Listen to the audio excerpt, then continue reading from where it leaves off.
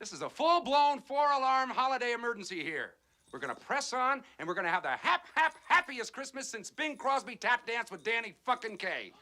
And when Santa squeezes his fat white ass down that chimney tonight, he's gonna find the jolliest bunch of assholes this side of the nut house.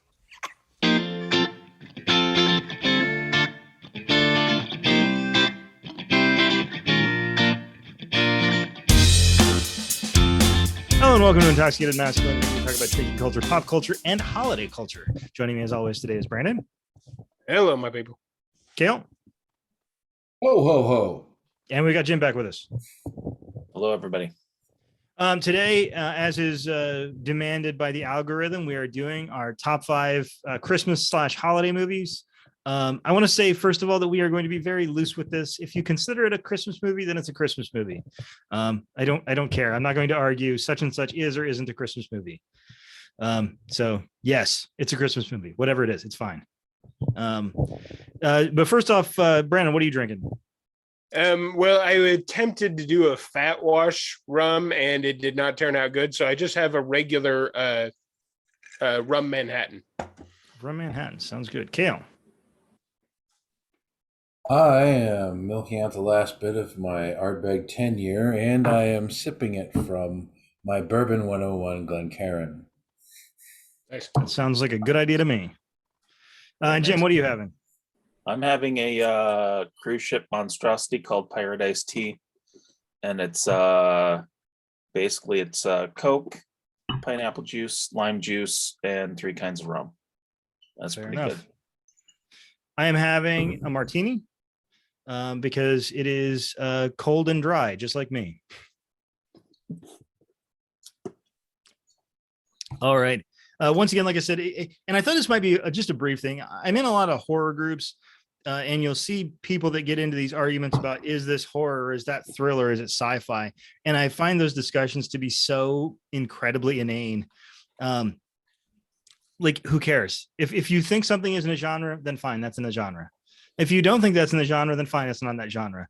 And like, it seems like the least interesting argument to have about whether, well, that's not really a holiday movie. That's more like a winter movie. And it's like, oh, for God's sake, who cares?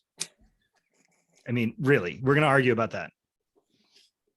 Do you guys feel the same way or disagree? Or? It just happens to occur in Christmas, right? Yeah. I think the one that I've people probably never been a traditionalist, so I don't care. Yeah. I think the one that I hear people discussing the most is Alien, and people are like, no, it's not a horror movie, it's a sci-fi movie. No, it's not a sci-fi movie. It's like a slasher flick, but it's in space. And it's like, oh my God, you're both right. Why are you arguing? Like, yes, it's a sci-fi movie. If you say it's a romantic comedy, I might be a little confused. Well, I mean, there's Dallas and Ripley, or not Dallas. Who's Tom Skerritt's character in Alien? Isn't he one of those? He's a city name or something. I can't remember. It doesn't matter. Anyway, like they have a thing. Maybe there's like there's some will they or won't they going on there until he's murdered. Anyway, let's not stand on ceremony. So I have 5 movies. To be honest, they're not really in any particular order. I mean, my number 1 is definitely my number 1, but everything else is just kind of, these are the holiday movies that I like, or Christmas movies that I like. So Brandon, let's start off with you. What is your number 5? And also, how did you come up with your list? I guess we should ask that too. Well, this didn't have a whole lot of thought to it. I mostly just went with the stuff I remember and liked. I looked up a list to get a refresher, and these were the 5. Though I did put one on as an honorable mention that technically I've never seen, but I've seen so many takes on that it was worth adding. And that's for an honorable mention, it was Kirk Cameron's Saving Christmas. I've seen so many atheist takedowns of that movie that while I'll never actually watch it, it still rates up there for me. Fair enough. I would say number 5 for me is Gremlins. I don't tend to think of it as a Christmas movie a whole lot, but it takes place in the same time, and I thought it was really good. I watched it a bunch as a kid. Well, I mean, as a kid, basically anything that had Phoebe Cates in it, I was definitely a fan of. No, it's definitely a Christmas movie. Again, we're not going to get those arguments yet. I honestly didn't even think about that one. Is it weird that I like Gremlins 2 better than Gremlins 1? Yes. I'm sorry. I think Gremlins 2 is more fun. It's goofier. Like the brain gremlin is just hilarious. I recommend investing in canned foods and shotguns. I don't know. He's great. But Gremlins is great. It's great. He wears glasses. You can tell he's a nerd. He wears glasses. So what do you guys think? Gremlins fans? Yeah, I think Gremlins it's that the Gremlins thing is during Christmas because it is kind of a story about morals because the kid's given a gift and then told what not to do with it. And then that's exactly what he does about it. He's kind of a shitty owner, to be honest. He's not a Come great on, owner. blame it on the kid. It's the dad. Why is the The dad kid- giving This is him why a we can't magic have us. creature? That's why you don't give puppies for Christmas. Right. You don't go, By the way, here's that this kid thing was with loads like- of responsibility. I wash my hands of it. That kid was like 25 years old in that movie. Like he was not a kid. It's like Tony Stark's The going to be age- super responsible now, but he hands like a lethal suit to a teenager and just doesn't return his calls. Which he Exactly. does. Yeah. Not a great call. So Gremlins made my list as well. Do you want to talk Yeah, about it now, or it's do you good. want to talk about it more when it comes up on your list? Is it Let's just not? we'll wait. We That's can fine. talk We'll about wait. it now. I just there's a lot of aspects about it that I love. I love that the dad like finds this mysterious shop and gets the kid his gift for Christmas. And Well, there's if you bits got of it if you've got more to say about it, we'll pause on it and we'll talk about it when it comes up on your list. That would kind of Okay. I'm interested to hear what you have to say more about it. Got the I'll let you know that I already have an art. Yeah, you cutting out. I couldn't quite hear you. I said I want to let you know up in front of that is you're talking about the magical, mystical, ancient Eastern shop. I have an argument about that. All right, Kale, what is your number 5? I just changed my number 5, honestly, because I just realized I forgot about a really great Christmas movie, and Calling an audible. so I've overridden my top 5, my number 5 pick, which mine are kind of in an order. And really, I thought of these all off the top of my head because I am, as we all probably are, a bit of a movie nerd. So, like, I was just thinking about, okay, I like that Christmas movie. I like that Christmas movie. This movie has Christmas in it. And anyway, to get her started, I was going to pick White Christmas with Bing Crosby and Danny Kaye just because it's a traditional Christmas movie. But you made me, I don't know why, something was said, and then all of a sudden I was like, oh my God, I forgot Christmas Vacation, which is one of the most hilarious Christmas movies ever. I mean, just movies in general, but I mean, it's really great how they just totally, like, everything goes off the rails. You can always count on the vacation movies for everything to go off the rails. It's funny too, because like, The by the way, sled scene. that's my number 5 too, or we'll call it my number 5 also. I love that movie. It's funny, like there's some people in there I don't particularly care for, like as people, but like that's kind of Chevy Chase at his peak, really. I mean, or at the end of his peak, maybe like towards the end of when he was like in his prime. And he's great in that movie. Like he does great ad libs and all that stuff. And Randy Quaid is basically perfect as Cousin Eddie. I mean, have you checked your shitters? Are your shitters full? Because we don't want to have, full shitters on the holiday. He does. Actually, one of my favorite scenes, one of the things I like about movies are like little tiny things that you don't think about until you've seen the movie a few times, and then you really look forward to. And there's one scene where Randy Quaid is walking by and there's all these little wooden things on this table, and one of them has these little things sticking up, and he goes and he flicks the edge of it and the whole thing just falls apart, and he just kind of goes and kind of walks away. I don't know why, but for some reason that little scene is just great, and like just destroying this thing and kind of being like, so what? It's buffoonery. It's slapstick. And I love the way the wife of the his boss is like describing him, and she's like, he was a beastly man in a blue leisure suit. But I'm sure other people have something to say about that movie also, because yeah, that's a great movie. I think probably one of the scenes that most people remember is the part where he loses his freaking mind and starts screaming at everyone. Because I think a lot When of people Bing Crosby probably tap had danced with Danny fucking Kaye. that meltdown. Merry Christmas, where's Anyway, the time? moving. Bing Crosby probably did yell at people though. Oh, he beat the shit out of his kids too, which That's uncomfortable, but it's true. I don't know, Jim. Do you remember that Tradition. I am not a big fan of any of the vacation movies, to be honest with you. I've seen parts. I know it's a dirty secret, but one? First I'm Highlander, not- now this. Yeah, right. All the best 80s movies. Where did Highlander, we find this guy? Vacation. Were you I just mean, sitting around in Highlander the is 80s one of the hating best 80s everything? movies. No, I love that one. Brandon, what did you like that one too a lot, right? You're wrong. You're so fucking wrong. Even the couple, mean, like Andrew- Julie Louis-Dreyfus and the guy and her husband next door. I don't know. Like I love Andrea them as a loves couple. that movie, and I think it's funny. I just don't think it's that funny. Plus, it's got a natural born killer as one of the kids, which that's something. All right, Jim, what is your number 5? It's Gremlins. So Okay, fair enough. It's been a while since I've seen it, but there's just little parts of it that I really liked, like the dad's inventions that don't work. How does he make money? How does he earn a living? I don't know. Everything he does doesn't work. His wife must just be independently wealthy and just like supports him. It's a front. He's secretly Walter White. Right. Maybe. He's probably selling all of his inventions to the kid in Goonies. There you go. Yeah. And like there's gross parts like where the gremlin gets blended up and Oh yeah, cooked in the that is pretty microwave. good. And the old lady going on the chair escalator out the window, I think is pretty classic. Classic moment. Killing animals and throwing old women out windows. It's great. That's what I look for in a Christmas movie. I'm just curious. It's a very niche checkbox you have there. Just for the record, I wanted to see.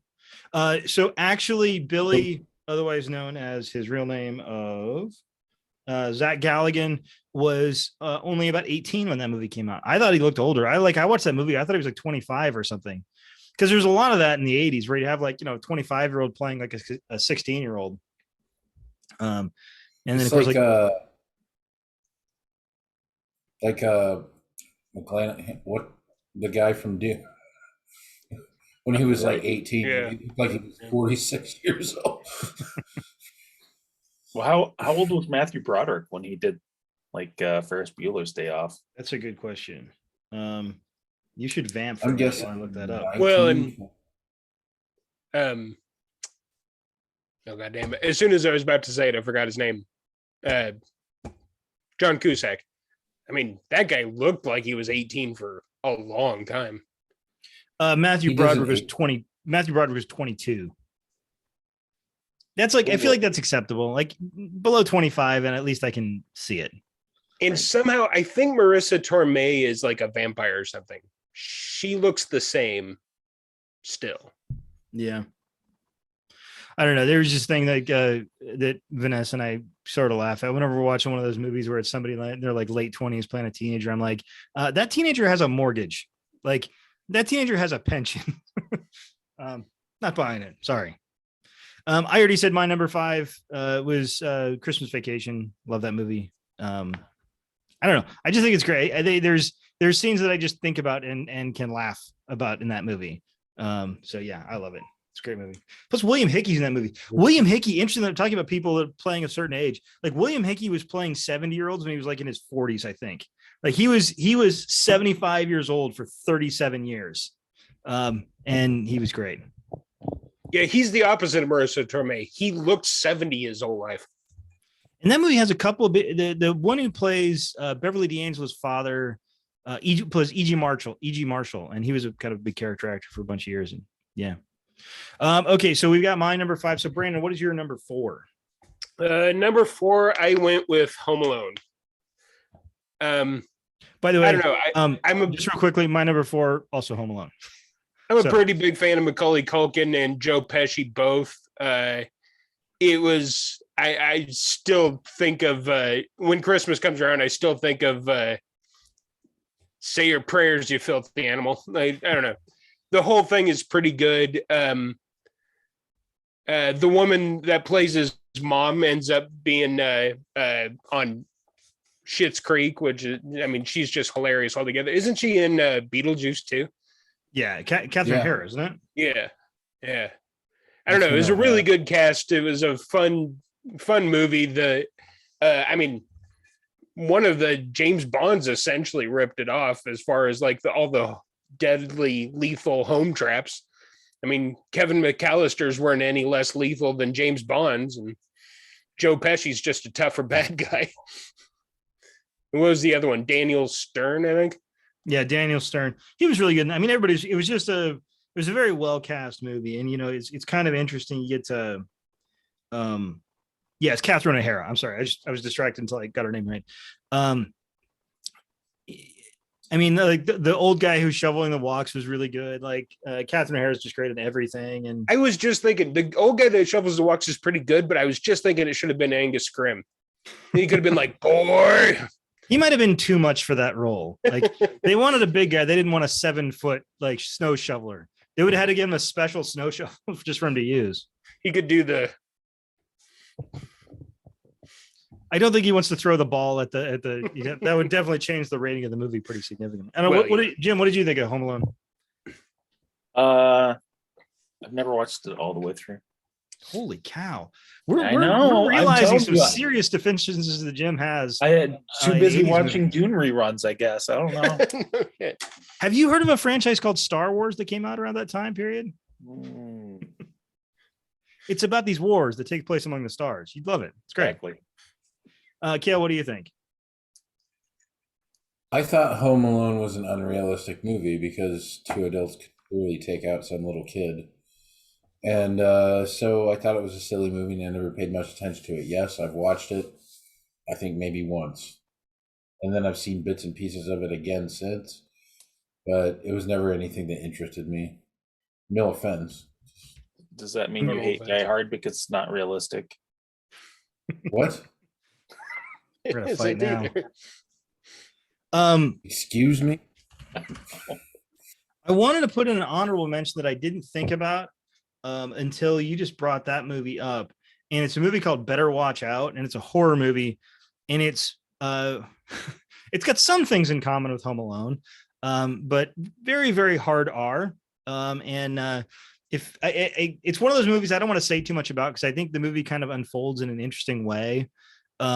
And it's kind of a fun little thing, and yeah, Better Watch Out. But not one for the kids because people get murdered in it, and Is it still a Christmas movie? it is absolutely a Christmas movie. It takes place during Christmas, and it's great. I love Better Watch Out. But yeah, and also should be mentioned. Brandon and I did an episode on American Horror Story a while ago. We will do another one at some point, and we'll review American Horror Stories in the last season, which is frustrating. But Macaulay Culkin made a big comeback there and was really, really good in the first set of stories in the last season of American Horror Story. He's I mean, the legitimately a good actor. Yeah, no, he's really good. And he's kind of a heartbreaking character in that movie or in that show. Yeah, so if you're an American Horror Story fan, watch at least the first half of this last season. Maybe not the second half, because the second half, well, we'll talk about it. All right, Kale, what is your number 4? My number 4 is going to be Die Hard. I've not heard of that. And I'm only picking it simply because of the controversy. I've seen a lot of Bruce Willis movies lately, and he's not exactly picking and choosing, I think. I think he's just kind of taking whatever comes down the pipe at this point. A lot of straight to DVD, a lot of straight to Netflix stuff. But there was a Hudson Hawkish time where he was a pretty big time actor. I think he saved the world from a giant rock or something at one point. And anyway, in Die Hard, it is around Christmas. It's a really great action movie. And so even though technically it's not about Christmas, it's during Christmas, so I count it as a Christmas movie. And I hope that bothers people. I don't think it No. will. I think everybody pretty And- much considers it a Christmas movie these days. It's also a little bit about family reconciliation, which I think is very much about Christmas. I love Die Hard. I do unabashedly. I even love the second one a little bit. The third one is quite good, and the fourth one is maligned. Not, I mean, rightfully so, but I still kind of like the fourth one. The fifth one I've not seen, but everybody said it's terrible, and I didn't really have any interest There's in a seeing it. fifth one. Yeah, that's the one with isn't it oh shit, who's the guy who played Boomerang in Courtney. Suicide Squad? Jai Tracy. Courtney or something. Jai Courtney. Yeah, Jai Courtney. Jai Courtney plays his son. And it's not supposed to be good, but no, the first was great. The thing I think is cool about the Die Hard movies is like action movies up to that point had very action movie stars. Like you had Sylvester Stallone, you had Arnold Schwarzenegger, and these like very sort of larger than life people. And I think it was kind of cool to have an action hero who just looked like kind of your average Joe. He's kind of like just a regular guy, kind of superhero. I mean, you don't even get the impression in Die Hard that he's like a particularly amazing cop. I mean, he's a good cop, but he's not like a super cop or anything. He's just a guy. And I thought that was kind of, that's kind of cool. Just have a regular guy be the hero. And he did a really good job. He was supposed to kind of embody the American spirit or whatever of never quitting, like no matter the odds. Plus, like I mean, you said, he wasn't a super cop. It's not like he could just walk on broken glass and it didn't bother him, but he went through it. He kept going. I think plus, like you could not ask for a better villain in that movie. I was just gonna say Alan Rickman's it's just amazing. Highlighted by Alan Rickman. Yeah. Well, to be fair, even before you get to Alan Rickman, the criminal's motivation is great. I love the idea that they're pretending to be these terrorists that are have this big political motivation, but in actuality they're just thieves. And I like the part where he mentions the Asian Dawn, and one of the other guys is like, Asian Dawn, and he's like, I read about him in Time. And then Alan Rickman takes that and just runs, all over the place. But he's fantastic. I could put a compilation of his some certain lines from his movies and just put that as an audiobook. It'd be disjointed and have no plot, but I could listen to it for hours. Yeah, he's great. Jim, where do you stand on Die Hard? I really like the first one. I think the sequels went downhill fast. I don't know. I got lost in the sequel somewhere around the baggage claim scene. Well, where do you guys stand? This is a little outside of the realm, but Brandon, where do you stand on Die Hard sequels? How many Die Hard movies are good? The second one has that scene where a guy gets killed by an icicle, which among other things, that was yes. kind of neat. And then one Also of them Robert has Patrick in that Timothy movie. Oliphant, which kind of elevates it for me. I don't remember the rest. That's the fourth one. Yeah. You got to remember the third one's the one that had Samuel L. Jackson in it. I thought he and Samuel L. Jackson had really good chemistry together. Plus, it had Jeremy Irons playing Hans Gruber's brother, which is just such a action movie thing. Okay, what do you think? What Die Hard movies were good and what ones weren't? The first one obviously was good. Second one was just stupid. It was. You can take your icicle scene and all that if you like that, but I just thought it was not good. Third one with Samuel L. Jackson was good. Fourth one with Timothy Oliphant was good. Well, it was palpable. Or palatable, I should say. And the last one was supposed to be in Russia or something. And I wanted to say a moment ago, because I remember Mike saying in another one of our episodes, stop trying to make Jai Courtney happen. He's not going to happen. But he keeps trying to happen. By the way, Die Hard 2, the most significant scene, William Sadler doing nude Tai Chi. How do we not remember that? It's the beginning of the movie. It's the very beginning of the movie, William Sadler standing in front of Cable, doing naked Tai Chi. It's so bizarre and out of place. How do you do it? Well, I may have paused it a few times. So Jim, so you just the first one, or is there any other ones that you like at all? I just like the first one. Yeah. Well, and I think it's a fantastic Christmas movie. It is a good Christmas movie. It's all about family and sometimes blowing up buildings. Shooting some of them. And doing coke. So I will, Jim, are we on to your number 4? Yes. Okay. Rudolph the Red-Nosed Reindeer. Love that show as a kid. I'd rewatch it right now. I don't often rewatch it during the holiday season because I think I'm the only one in my household that likes it. I think it has a special place in my heart because the company that produced it is really weird. And Rudolph is like, that had some weird stuff in it. Rudolph is like the least weird movie they ever made. So do you guys remember the movie where Baby New Year gets stolen by the Rock? Gigantic bird. Do you remember? Have you seen this? And Santa Claus. So I see what you were watching while we were watching good movies in the 80s. Right. So they made all sorts of crazy stuff, and like nobody really knows anything about this company. And they made like 40 films, and one was more bizarre than the next, and they all use this. It's like stop motion animation, right? Right. Yeah. Yeah. The Island of Misfit Toys was really cool. It actually, I wonder how much their Island of Misfit Toys that they used for Sid in Toy Story as inspiration. Yeah, for sure. I always thought it was inspired by that. And I love Is that the one that had the Yeti in it, or the Abominable Snowman? Yep. Was he in Rudolph? Yep. Yeah. And then the elf overcomes him by pulling all of his teeth out, and the elf decides that he wants to be a dentist. Yeah. He's not wanting to work for Santa anymore. It's not fulfilling. He needs to find his life calling, and that's being a dentist. He was And anti. the elf was not played by Conan O'Brien. Correct. She's checking. I think the elf was anti-work. Yeah, he was anti-work. Yeah. So I also I love have like. a sense.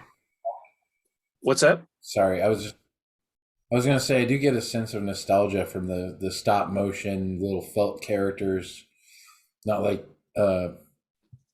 claymation, but like they were like I think wireframe felt. I think. I'm You not might be right. sure. I'm not sure how they did it. Yeah, I like all those shows like that. I mean, like I was always into like dioramas and stuff like that. So a little miniature, like macro looking stuff like that always kind of intrigued me. So I see the appeal. It didn't make my list, but it's definitely an honorable mention. Is pretty good. I mean, I watched it a million times as a kid, so I'm definitely familiar. I was too busy watching Christmas Vacation and Home Alone, apparently. Yes. And I already gave my number 4. My number 4 is Home Alone. Again, mine kind of order is kind of not that important, except for the last one. So Brandon, what is your number 3? Sorry, got some text. My number 3 is Love Actually. It's a 2003 movie. It has a gigantic cast in it, and there's like 4 different stories going on at the same time. Andrea showed it to me, and I immediately was like, this is really good. I mean, it's got Hugh Grant, Liam Neeson, Colin Firth, Keira Knightley, Emma Thompson, Bill Nighy, playing like a rock star in his age, an aging rock star. Alan Rickman's in that one too. I don't know. It's really, really good. It is a pre-Walking Dead Andrew Lincoln. Yeah. Martin Freeman, Laura Linney, just an all-star cast. Chiwetel Ejiofor. Yeah, it's a huge cast. I've never seen it. I'm going to be honest. I know that puts me in a huge minority. I think everybody in the world has seen that movie except for me. I hadn't seen it until Andrea showed it to me, but I really liked it, and now we watch it every season. I haven't seen it. Too busy watching Rudolph. Sorry. That's a lot of Rudolph. Right. Kel, have you seen Actually Love? I don't think I've seen Love Actually, but I've seen movies similar to that, so I get the concept. I'm not sure you have. This one's a little different than you might think. Well, is I'll it like watch it. like intertwined story of couples that just like They don't really intertwine. I mean, some of them do, but some of them are just kind of on their own. I think the same director. It's Richard Curtis is the director, and I think he's done a couple of things that are kind of. Oh no, excuse me, no, he's not. I thought he did some of like the Valentine's Day and some of those movies, but I guess not. Yeah, I'm sorry. I wish I had more to say. I just haven't seen it. It's a great cast. Yeah, I would say give it a shot. If you guys haven't seen it, give it a shot. Kale, what is your number 3? My number 3 for is effect. Iron Man 3, Oh God. which happens during Christmas. It does happen. And it's all about the Christmas spirit and learning and sharing and growing and becoming new. And My absolute worst. My pick for worst Marvel movie. It's Oh, it's no, up not there even for close. me. It's way up there for me. I actually think like weirdly the kid didn't ruin it. Like that's how bad the movie is. The kid is one of the better parts. Yeah, he's one of the in the movie. yeah. By the way, Yeah. just as a quick note, for people watching Avengers Endgame and you wonder who that kid is in the background, like everybody did, that's the kid from Iron Man 3. Yep. I feel like I'm kind of between Brandon and Jim on this movie. It's Shane Black, and Shane Black is I think a really interesting writer and director who can be really, really great and can sometimes go over the top. And I feel like this is kind of right in the middle. Like I think some of the dialogue is really great. I love that when Tony Stark gets his thing back, the one guy gets his like starting his armor back. The one guy's like, "I give up. These people are weird. I'm leaving." I thought that was really funny. I know the part with, spoiler alert for a movie that came out almost 10 years ago. That part was ripping off Machete, by the way. Oh, was it? Yeah. Fair enough. I thought the part where you find out the Mandarin isn't the Mandarin, I wasn't angry about it. I think a lot of comic book fans were, and I think it was good they didn't do the Mandarin. I think that we didn't really get the Mandarin until you had like an Asian filmmaker and an Asian actor to be able to do the Mandarin somewhat closer to form. And in this case, it's one guy who's pretending to be the Mandarin, and another guy who's sort of taken on that identity, but neither of them are actually the Mandarin. So I was okay with it. I will say Ben Kingsley is always fun. Oh yeah. Have you seen Shang-Chi yet? No. Ben Kingsley, spoiler, not really much. He's in there for a little bit. He comes back as Trevor Slattery in Shang-Chi, which I thought was kind of appropriate, because he was the Mandarin. And there is a Marvel one shot. What? I just watched it today, and I like it. And Let There Be Carnage. I liked it. Let There Be Carnage, maybe less so. Let There Be Carnage was kind of fluffy, I guess, but not doing reviews of all these things. But Trevor Slattery comes back in that movie, and I think he's kind of interesting in it, and it's kind of fun. But we're talking about Iron Man 3. So he's going through like a crisis, right? I think they never really say, but it seems like he's suffering from some form of PTSD. Well, I think they tell you he's suffering from anxiety attacks. Okay. But yeah, like he's going through all these issues and stuff, and it's right around the Christmas season, and he's being pressured by his woman to, try to be less combative with the rest of the world, and just a lot of things going on, a lot of subplot, and it's all backed up by Christmas, which I know nobody really says, "Hey, it's Christmas time," because they're too busy worrying about, oh, it's Iron Man and he's fighting people, and he's got all these suits, which he gives up in the end for love, I guess, or whatever. But there's other movies, so clearly he doesn't give up all the suits. I gave him all the They suits. don't do anything anyway. They just come over and explode. Just Okay, that is. bang, bang.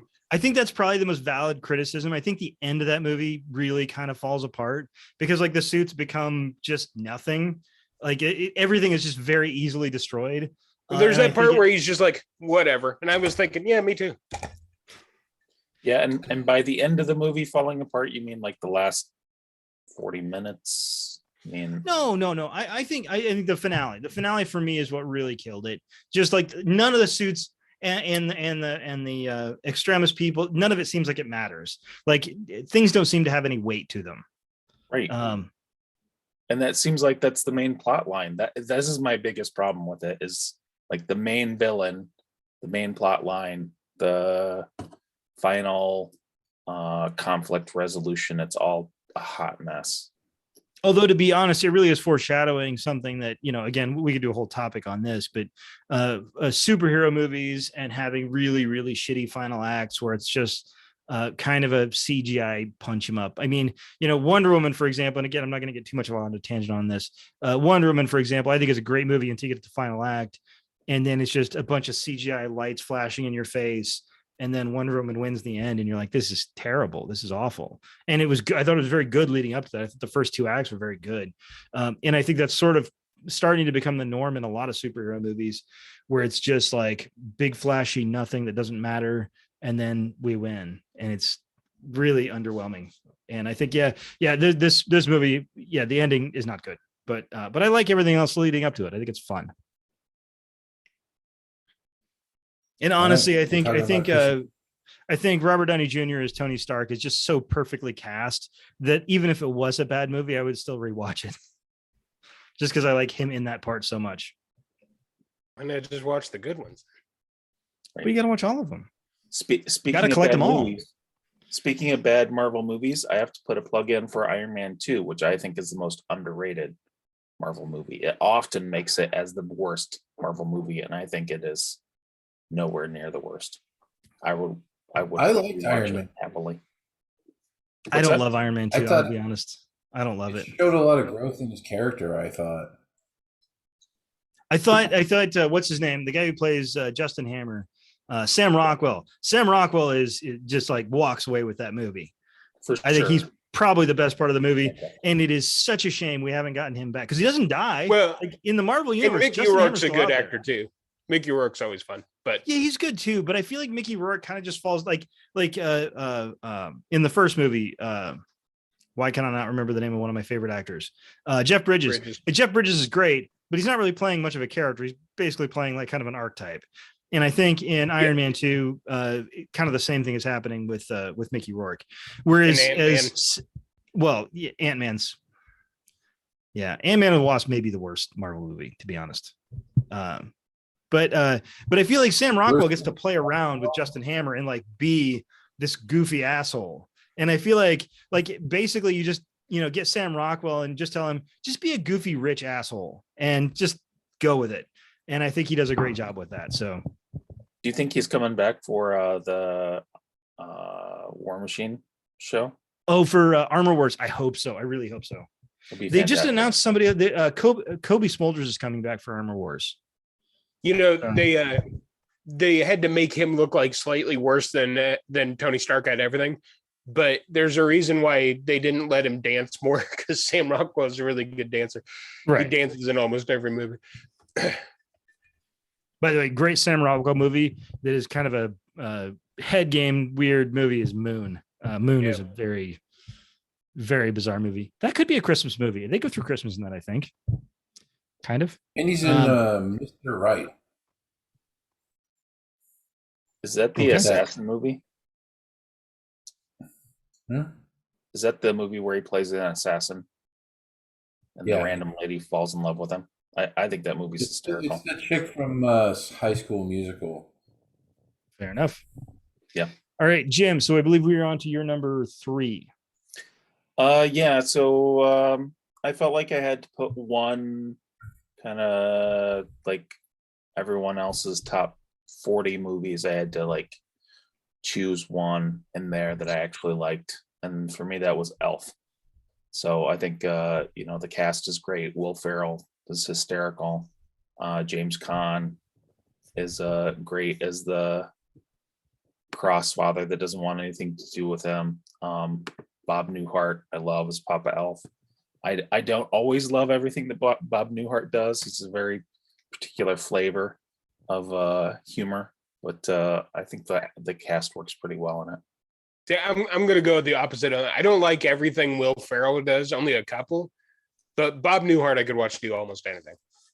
Yeah, I like Bob Newhart a lot. I think I grew up watching Both of the shows, the 70 and the 80s one. No, I'm younger than you, Brandon. I'm not an old person. I only watch the new show because I'm so young and vivacious. No, I love Bob Newhart. He's great. I hate Elf, but it is no fault of the movie. This is a personal thing. I worked retail, which I think all of us have worked retail once in our lives, probably. And you will know that there are certain things when you work retail where you're forced to watch or listen to, whether it's a Christmas song. And so I worked at a furniture store here in Iowa, and you had to periodically go up and work the front gate for 2 hours, out of every day. And they were playing Elf on a TV at the front gate nonstop for like 4 or 5 weeks. And so I've never sat down and watched Elf beginning to end. That being said, I've seen the movie 30 times. Right. And so, yeah, I've got a little bit of a grudge against Elf, but I'm not going to bring it up because it has nothing to do with the movie. The movie's perfectly fine. Nothing wrong with it, but it's just, I've seen it too many times. It drove me insane. Like I could literally stand up at the front because the furniture store I worked at was not what you'd call busy. And so like I could literally stand there quoting lines from the movie, and it was very frustrating. So yes, I don't know. Brandon, Kale, what do you guys think? I think I've only seen it the once. I'm always a fan of Bob Newhart, like I was saying, and God, what's his name? You just mentioned him, James Caan. I think he was really good because I always picture him as Sonny, and wherever he's being calm, I always think, oh, he's like really close to letting loose. But You don't think of him as the guy from Alien Nation? no, Was he in Alien Nation? Yeah. I don't remember that at all.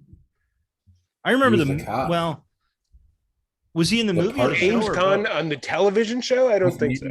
No, the With movie. Mandy Brand, I think Patinkin. he was in the movie.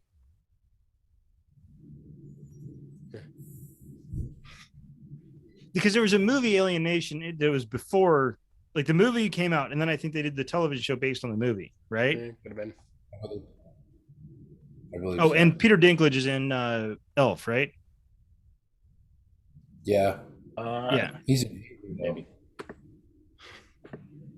Yes, he is. yeah. I like that Sorry. movie too, but I'm gonna talk about it later. I wish I had better things to say, but I had that pumped into my brain for like a month. It's like, could we play literally any other movie once? Just and my number 3, it was Die Hard. So I talked about Die Hard. Die Hard's great. Nakatomi Plaza. Yeah. Nakatomi. That's got So- Carl Winslow, right? Yeah, Yeah. Freddie Bell Jackson. Freddie Bell. Oh God, I'm gonna forget his name now. I don't think that's his name. It is. Somebody say something while I look this up. Because he was in the Perfect Strangers spinoff, Family Matters. Reginald Val Johnson. That's his Original Val Johnson. I don't know. I was thinking Freddie. I don't know where that was coming from. Family there was Matters was a spin-off. Yeah, it was a spinoff of Perfect Strangers. She used to work in the basement with them at the newspaper or whatever. She was the elevator lady. Oh. Okay. I don't know. Reginald Val Johnson, somebody who's like, he's like one of those actors who just seems like he's super, like somebody who'd help you move, just like a really like approachable kind of a person. And he was in Die Hard too, also, just very, very briefly.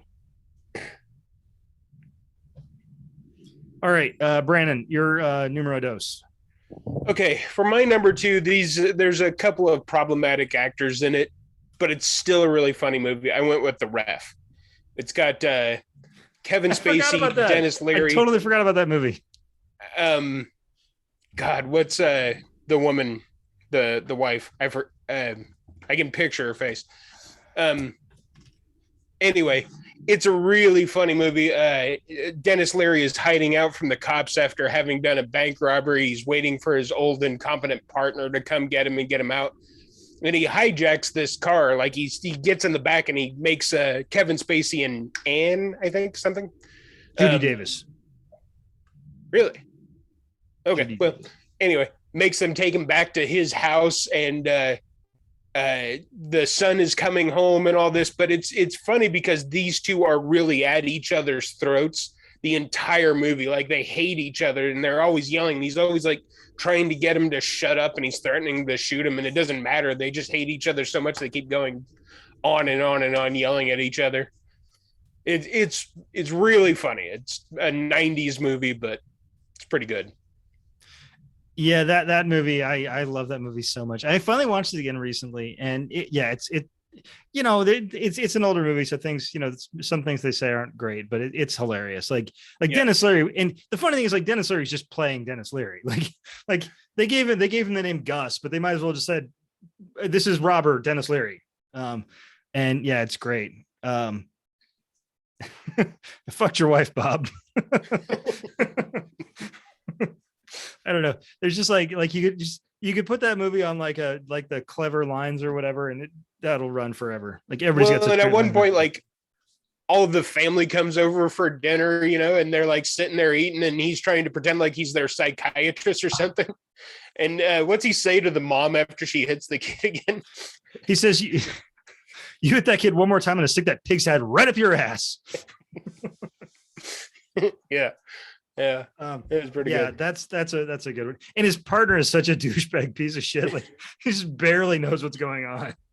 Yeah, he's just this old, like incompetent, like why he even brought him on a robbery, who knows? But like the worst criminal in the world. Yeah, I don't know. I love that movie.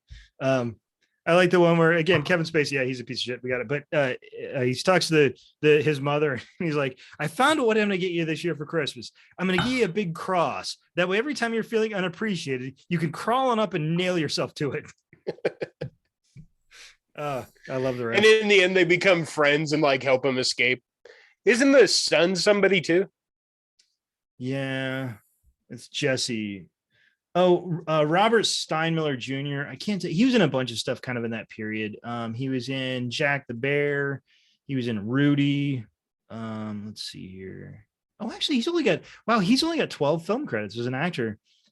Bingo, Jack the Bear, Rudy, The Untouchables TV series, The Ref, Coyote, Chameleon, Agency Served. Wow, he actually doesn't have a huge. I guess I just remember him from that movie mostly, but. Right. Jack the Bear was kind of a big Danny DeVito movie, I think. Yeah. I remember seeing that, or I remember it coming out, but I never saw it. But yeah. Yeah, great movie. Watch that one. Just for the clever little jibes that people trade back and forth. I remember watching The Ref once about 100 years ago, but I never really watched it again. But I do like Dennis Leary. I think he's pretty funny. And like I said, they literally cast him to just be Dennis Leary in the movie. Yeah, he was. There's no acting going on at all. It's just go out there and be Dennis Leary. He was at the height of his popularity about then. That one and Who's the Man? I don't know With Ed Lover and Dr. Dre. Remember the two guys from Raps? I don't remember that. And the one guy, he's like, "You're not a doctor." We'll talk about. We'll do a whole episode on Who's the Man, a movie that apparently Kale and I are the two people on Earth that even remember it exists. But Dennis Leary plays an asshole cop. I don't know, Jim. Do you ever see The Ref? Nope, never saw it. I'm not a big Dennis Leary fan. Watch that one. It's again, just forget you know who Kevin Spacey is, and. Right. And kind of let it, which is kind of like you have to do a lot of movies. Just pretend Kevin Spacey isn't who he is, and it'll be great. Because the Big Kahuna is one of my favorites, and I have to pretend like he isn't. Oh yeah, the Big Kahuna is so good, and it's crazy because it's basically a 3-man show. I mean, it's Peter Fasinelli, Danny DeVito, and Kevin Spacey, but it's great. Yeah. It's really, really great movie. You can just always pretend that he's Kaiser Sose. Yeah, there's that too. He's like doing that, except he's like, I'm not actually a child molester. I wasn't actually hitting on children. It's like it never really happened, but it did. All right, Kale, what is your number 2? My number two's already been mentioned. It's got Will Ferrell in it. He plays an elf. It's called Elf. But he's not really an elf. He's Brandon, a what's that human that movie? thinks he's in a. Is it Desperado where the guy's like, they call him L, means the. I think that's Once Upon a Time in Mexico. I think you might be right. Yeah. It was one of those. Those Anyway, go ahead, three I'm sorry. movies together, that trilogy was still one of my favorites. I don't think I've still ever But actually I seen like El Mariachi all the way through. But anyway, sorry, Kale, you go ahead.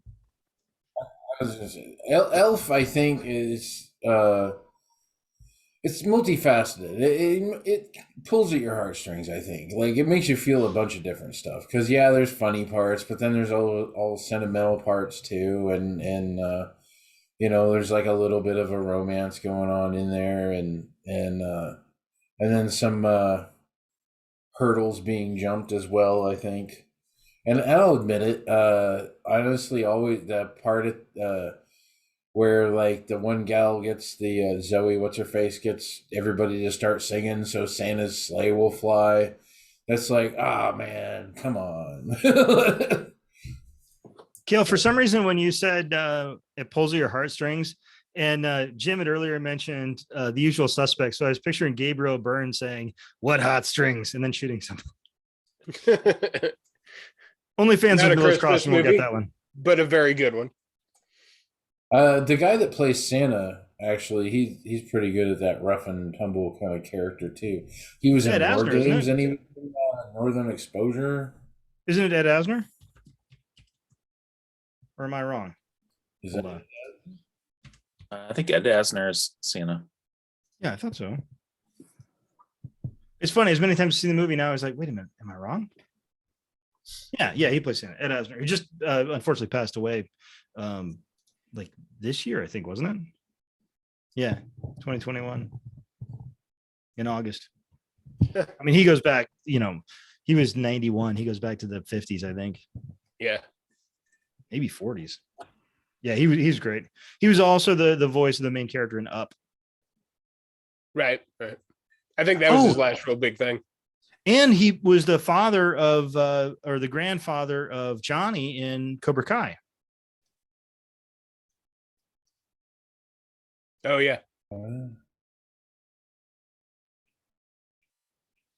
Yeah, he's been around. I don't have anything else to say about Elf. My negative comments are not to be taken seriously and are based entirely on my own personal experiences. I know, Brandon or Jim, do you have anything else to say about Elf, or did you pretty much get that out of the way? Nope, got that done. Fair Yep, enough. done. All right, Jim, number 2. All right, I have a dark horse movie that I'm pretty sure no one has seen, and we watch it every year. It's a straight to DVD movie called The Very First Noel. It's voiced by Andy Griffith, plays the narrator. It's animated. The 3 main characters are the 3 wise men, and it just kind of tells the wise men's tale. And the music is fantastic. It's done by the brothers Casimira, something like that. Brothers Casimiro. And it's all acoustic. And they did a great job arranging the songs so they kind of run into one another. It's just give it a big shout out. It's a great short Christmas movie.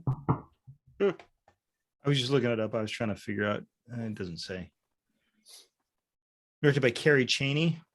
I don't recognize any of the other cast except for Andy Griffith. Yeah.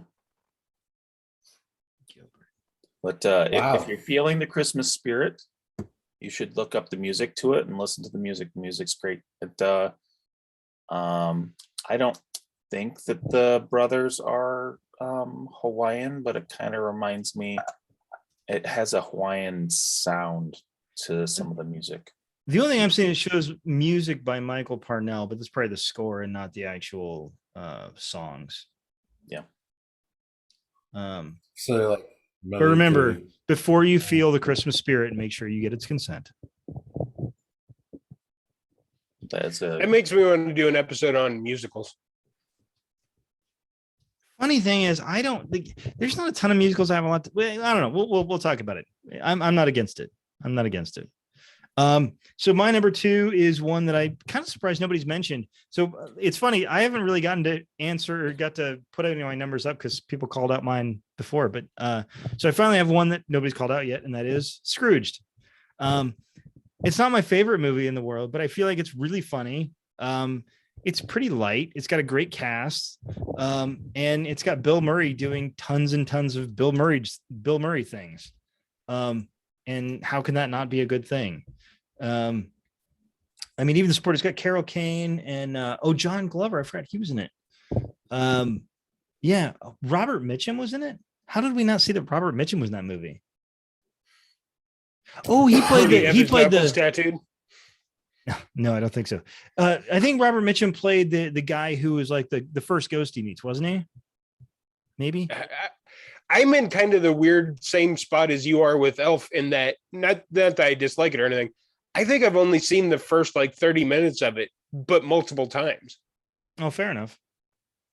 Oh, it's got Lee Majors as Lee Majors. So, that's $1 million choice right there. I just remember the part where he's like, "Don't burn me." Oh, and Bobcat Goldthwait's in it too. He's the one that keeps firing. I don't know. Jim, do you see Scrooged, or am I the only? It's been forever since I watched it. I thought it was just okay. Oh my God.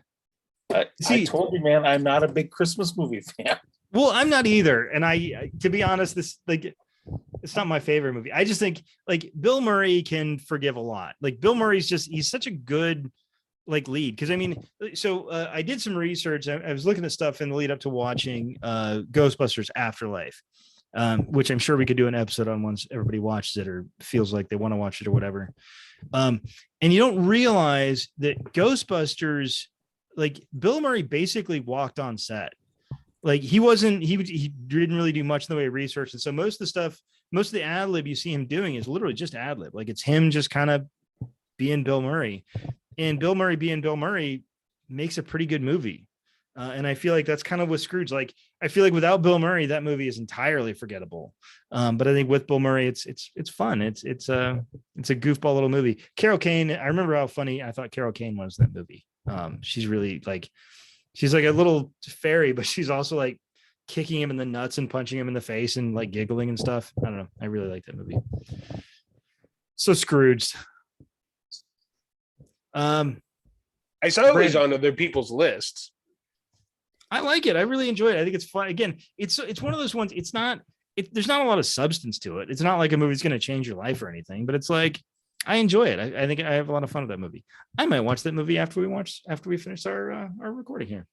Isn't the Scrooge story supposed to make you change your life? Well, maybe. Yeah, I don't like most of the Christmas stories. Although I suppose the Ebenezer Scrooge one is a good one for given our political discussions that you shouldn't be an owner who screws over your workers. That's a good thing to not do that. All right, Brandon, what is your? Go ahead. Is if he had to go through Groundhog Day. That would fix that. The saddest thing that ever happened was me trying to show Vanessa Groundhog Day and her falling asleep like 15 minutes into the movie, and I was like, oh, I love that movie so much. By the way, have you guys seen the sequel to Ghostbusters Afterlife yet? I've seen the previews a bunch of times. I want to see it. I do. It's fine. It's perfectly fine. It's serviceable. See Ghostbusters Afterlife, and it was okay. It's nothing wrong with it. It's fine. It is. You will walk out of the movie being like, I just saw a movie and it was a fine movie. Brandon, why don't you go ahead and give your number one? Okay, my number one. Again, this is kind of one I had seen before, but Andrea really introduced me to it. Is A Christmas Story. The little kid Ralphie and his little brother, and the lamp, the leg lamp that comes in the fragile box. I mean, the whole thing is just hilarious. The kid with the tongue on the flagpole, and he'll shoot his eye out if he gets a BB gun. I mean, the whole thing just feels like, even though it's supposed to be in like the 50s or 60s, it still kind of even feels like my childhood, you know?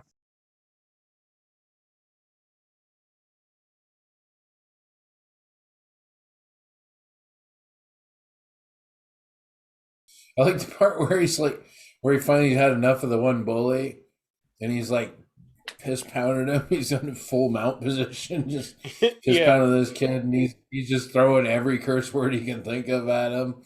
And then they show the two boys, and they're sitting there with a big bar of soap in their mouth. And then that still happened when I was. They still did that when I was a kid. Well, and then the like Santa elf helper just like hates everyone. Ho, ho, ho. She even found at one of the local grocery stores, she found a like a Christmas diorama. It's got like the little figurines of them, and the little kid's tongue actually sticks to the pole. And my son's been putting like different people in the fragile box and all this, and making little stories with them. It's pretty good. Every time I see one of those leg lamps, I think of that movie too. So did you guys see that movie when it first came out, or did you see it later on? Well, like I said, I think I had seen it at least once before, but it was really Andrea that introduced me to it, and her whole family loves that movie, so we've seen it a few times since too.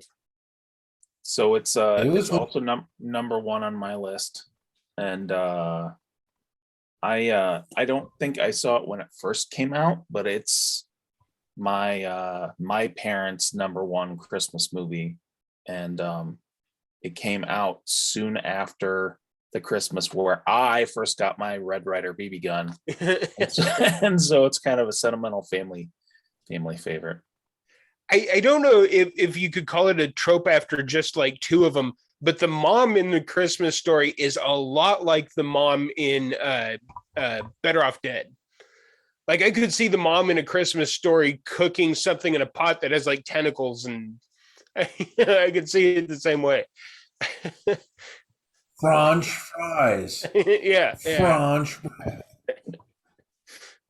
No, I remember A Christmas Story growing up. It was always on TV, and I did, in fact, have a Red Ryder BB gun as well. I didn't, probably because my mom thought I was going to put my eye out with it. Right. Well, you would have to work pretty hard with Red Ryder BB gun. They do not have a lot of zip to them. I will tell you that. I remember being very disappointed. Like, I thought this is a great BB gun, and my friends, all had like BB guns with the air cartridges in them, or the ones where you could pump them up repeatedly until you could like kill human beings with them. A little pellet in the top, slide the thing over. And meanwhile, I was shooting at things, and with the Red Ryder, you really have to know trajectories because the BBs kind of went. Remember that scene in like it's an old West thing on The Simpsons, and everybody's firing derringers, and like one of the bullets bounces off Bart's eye.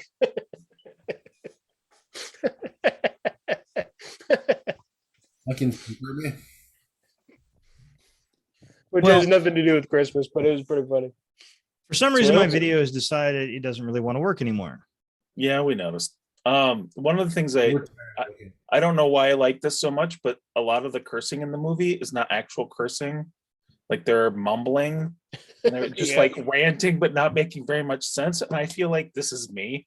Like when I get really upset and worked up, like I think that's. Well, that whole part where he's punching that kid, I mean, I can't tell you a single thing he actually said. It's just fracking. Yeah, it's Yosemite Sam language.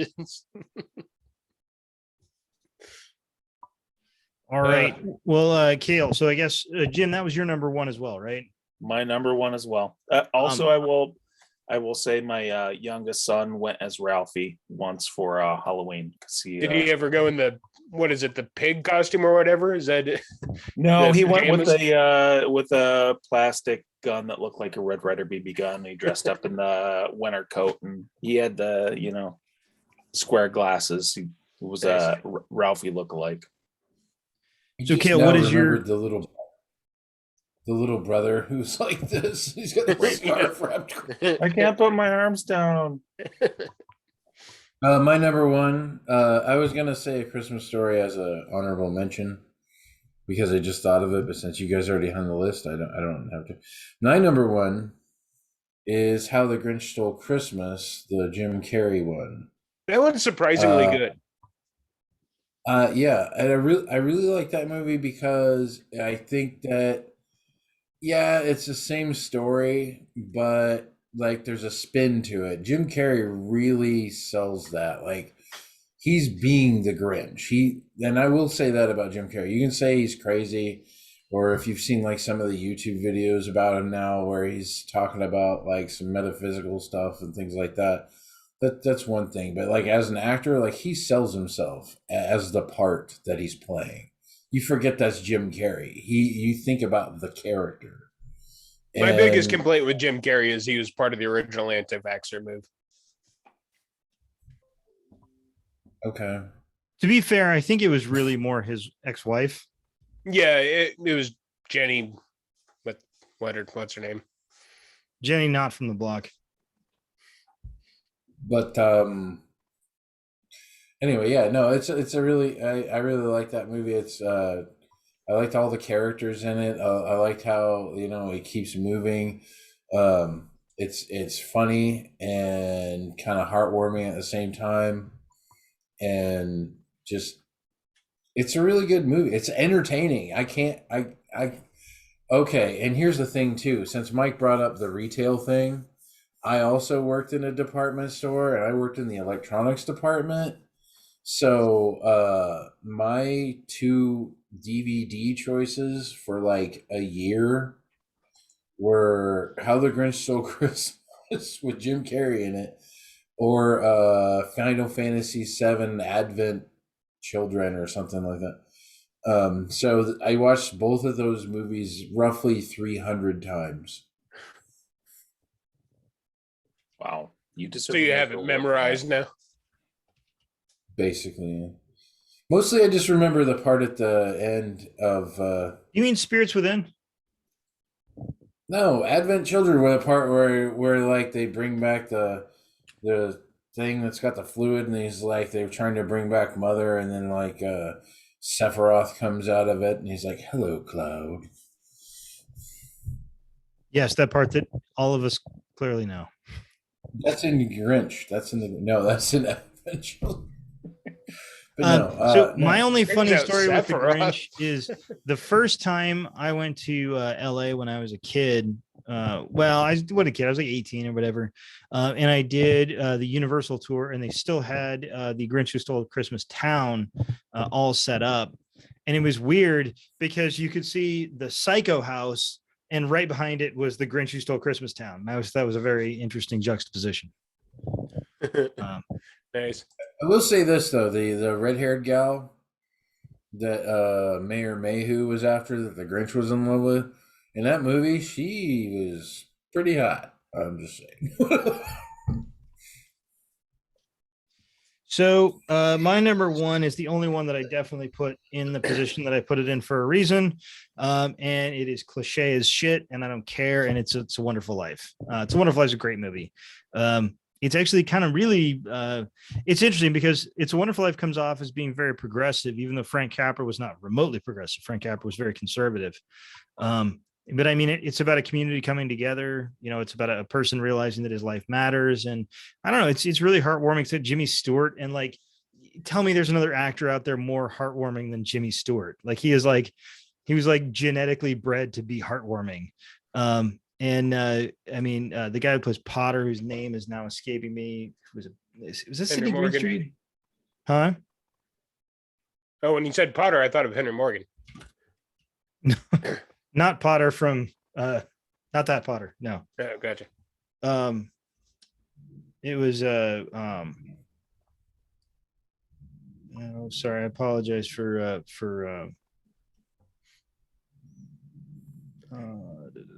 I don't know, what do you guys think of the movie while I bring this up? It's good. It's not my favorite Jimmy Stewart movie, but it's good. I think it's a good movie. For sure. It's I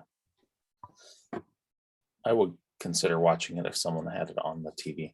I would not go out of my way to see it. I just think, I mean, it's got a great message. And of course I cannot find this actor's name, and it is driving me nuts. As far as Jimmy Stewart movies, though, I would still go with The Man Who Shot Liberty Valance. I love The Man Who Shot Liberty Valance a lot too. But I don't know which I like better. It's not important, but I like this movie a lot. It's good. It's, it's on everybody's list of best Christmas movies for a reason. Except the three of us. Well, except for the three of you apostates. But I mean, you gotta trust Jim. He doesn't even like Highlander. I don't know if you know this, but there can only be one. By the way, love It's a Wonderful Life. So every year for my entire life, she would have that on the TV. Even if they played it like 13 times in a row in one day, she would just have that on all the time. And I couldn't take it anymore. And I think if I ever see it again, I'm just going to go and run away. So I would like to ask everyone, of the movies you listed, are there any that you feel like you watch every year or you watch multiple times a year? definitely not. Well, I don't know about multiple times a year. I don't know that there's any movie I watch multiple times a year. Except the original Dune, right? Only this year. Let's see. I probably watch A Christmas Story and Love Actually, and talk about an honorable mention, the Charlie Brown Christmas. Probably see that one every year too. Charlie Brown Christmas is really good. Should have been on somebody's list, but how about you, Cam? Charlie Brown Christmas is a nice nostalgic show, I suppose. Like I said, I do like some nostalgia, but I'm not necessarily I don't make a big deal about it. It's not like super important to me. So for me, my top two, the very first Noel and the Christmas Story, are movies that we usually try and watch during the Christmas season. But that's about it. Yeah, I don't think I have movies that I watch in any particular. I mean, there's horror movies that I will watch regularly, and I will try to watch maybe often in like the Halloween time frame. I did 30 days of 31 days of horror movies for this Halloween, and that was kind of fun. Maybe you should do 12 days of Christmas movies. Well, I am doing 12 days of whiskey. So I'll be releasing that video. Maybe you will have already seen that. Is that because of a holiday? Or? Well, ostensibly. That's what I'm going with. It works. It's not getting drunk. It's tasting. They're different things. Yeah, I guess that's about it. I don't know. I'm a big horror movie fan. I know a lot of you guys aren't big into horror, but horror is kind of like my genre. I just watched the new one. I don't know. So yeah, horror movies, yes. Holiday movies, definitely not. I mean, all the movies that I listed as my top 10 horror movies, or top 10. See, I've got that on the brain now. My top 5 holiday movies or Christmas movies. I don't think I've seen any of these for at least a year or two. So maybe now I don't even like these movies. Maybe my list is completely wrong. Someone's probably going to complain that we didn't put what's it, the Nightmare Before Christmas on there. That one was good too. It's an honorable mention. Sure. All right. That's what we're going to do now, since my video has gone out. I just imagine me putting my drink up. Brandon, do you have any final thoughts on the Christmas movies? Happy holidays, people. Kale? Drink up. And Jim? Happy holidays. And if you haven't, you should check out The Very First Noel, or the music to The Very First Noel. It's a pretty good short animated film. Sounds good. I want to thank everybody for watching. Like, subscribe, and share. Have a great holiday season. Have a safe holiday season. Have a good drink, and have a good day.